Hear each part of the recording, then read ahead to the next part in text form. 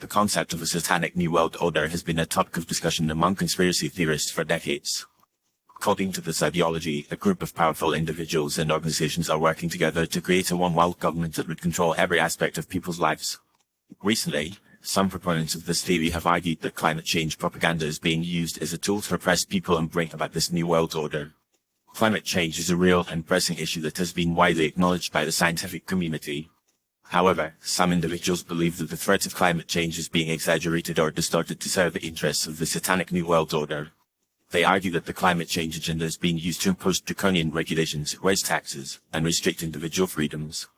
For example, some claim that the push for renewable energy and reduce carbon emissions is actually applied to control people's access to resources and limit their economic opportunities.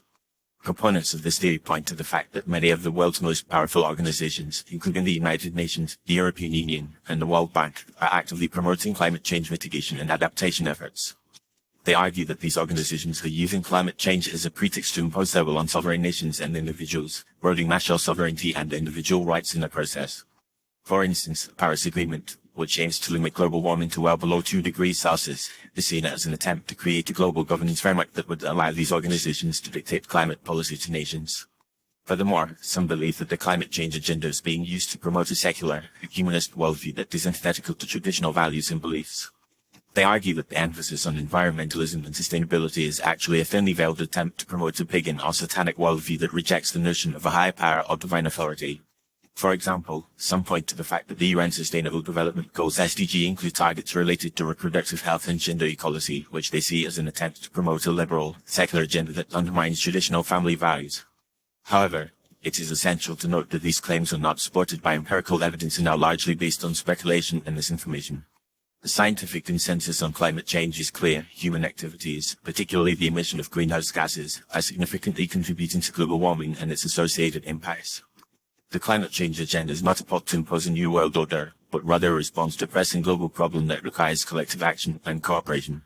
Moreover, the idea that climate change mitigation efforts are being used to oppress people is not supported by the facts. In reality, climate change is having devastating impacts on communities around the world, particularly in vulnerable and low-lying areas. Climate change mitigation and adaptation efforts are aimed at reducing these impacts and promoting sustainable development, not at restricting individual freedoms or imposing a new world order. In conclusion, while the concept of a Satanic New World Order using climate change propaganda to oppress people may be a compelling narrative for some, it is not supported by evidence. Climate change is a real and pressing issue that requires a collective response, and efforts to mitigate and adapt to its impacts are essential for promoting sustainable development and reducing human suffering. Rather than promoting conspiracy theories and misinformation, we should focus on supporting evidence-based climate policies and promoting international cooperation to address this global challenge. By doing so, we can work towards a more sustainable and equitable future for all, rather than perpetuating baseless fears and mistrust.